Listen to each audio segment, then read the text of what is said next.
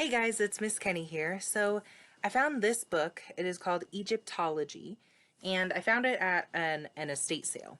Um, it seemed really interesting. It's one of those books that has like different pop outs, and so there's like a bunch of information that goes more in depth into each little section. So I went and took a peek through it, and there's a couple things that I wanted to share with you, and we can learn them together. So the first one has to do with hieroglyphs, which is how Egyptians would write. They wrote with pictures. And the next one is a ancient Egyptian board game that they used to play. So I thought it would be kind of fun to share.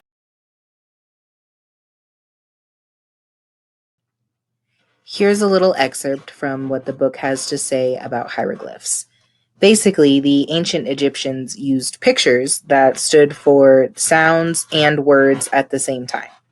So the picture on the left shows certain drawings that represent different letters. You may notice there is not every single letter in the alphabet.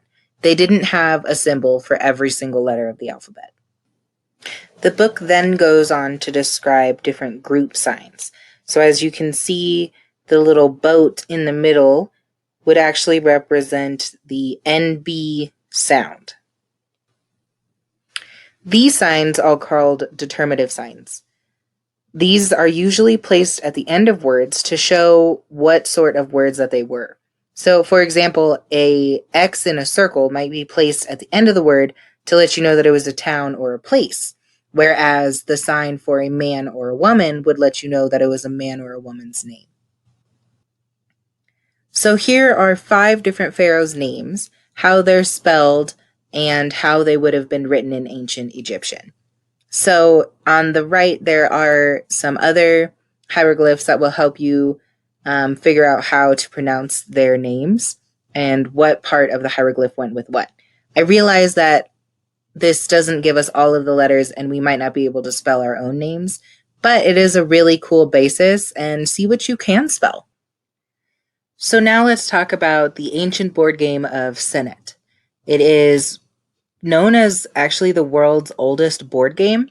And in fact, it's so old that we're not sure if we actually play it right.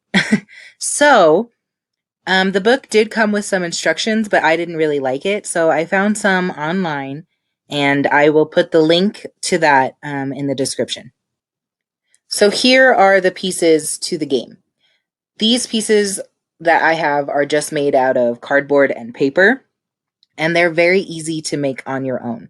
So you can either draw these out, cut them out so you have your own little pieces, or you can just find a substitute that will work.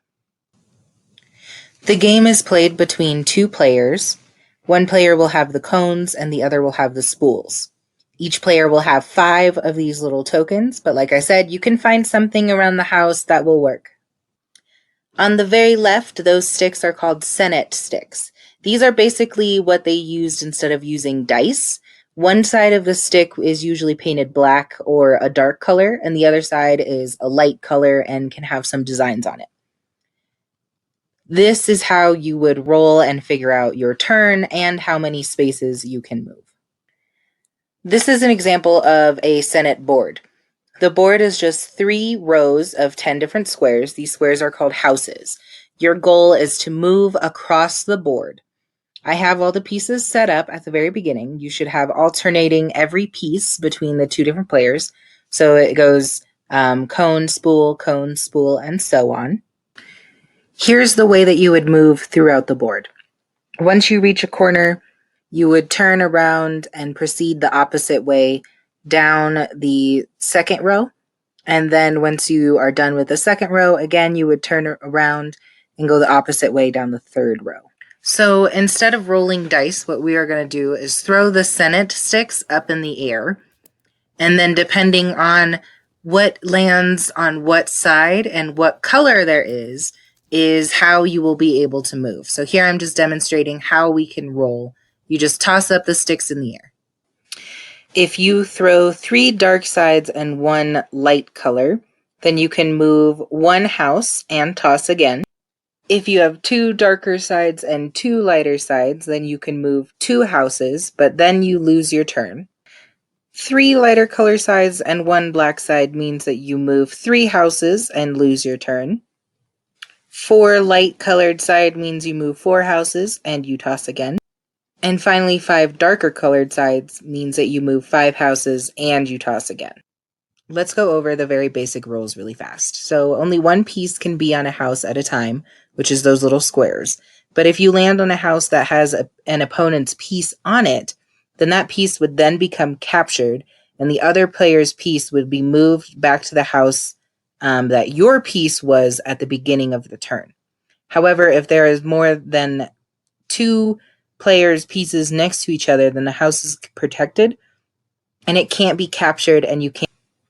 Now, there are pictures on this board, and that means that there are special rules for when you land on these pictures. However, it can get a little confusing, but if you want to give it a try, the link down in the description will tell you how to play. If not, you can just follow the basic rules that I shared before. Here's a quick setup of the game. As you can see, I have my spools and my cones changing back and forth throughout the whole first row. You're going to move your pieces along this way, and then you'll turn this corner, and you'll go the opposite direction until you get to this corner, where you'll come down and go again the opposite direction until you get to this spot, and then your piece is allowed to leave the board. And that is the whole goal of the game. Let's say that I rolled, or I threw the sticks, and I'm allowed to move 1 space, and I'm the cone. I would then move my cone down here. If it moved 2 spaces, we'd go here. 3 spaces would go here. 4 spaces would go here. So let's say that's at 4 spaces. Let's say that I roll a 2 for this one. 1, 2. Let's say that I roll a 3. This one. Let's say that the opponent rolls a 3 for this piece. This piece would then move 1, 2, 3. However, there's already a piece on here from the opponent. See how there is no other piece besides this one to protect it. Therefore, the opponent's piece would then be moved, and it would go back to the original piece's placement. But now, these two are next to each other, which means that these pieces are protected. If this opponent were to roll a 2, they could not move there, and they could not conquer over the spot and switch spots with them. So this person's turn would just be forfeit. They could not complete the turn until they move these 2. So you want to keep rolling, keep going. Remember that if there's 2 in a row or any more in a row, then you cannot land on any of these spaces as an opponent. You cannot switch their spot. And that is it. So these are some simple rules that I have found that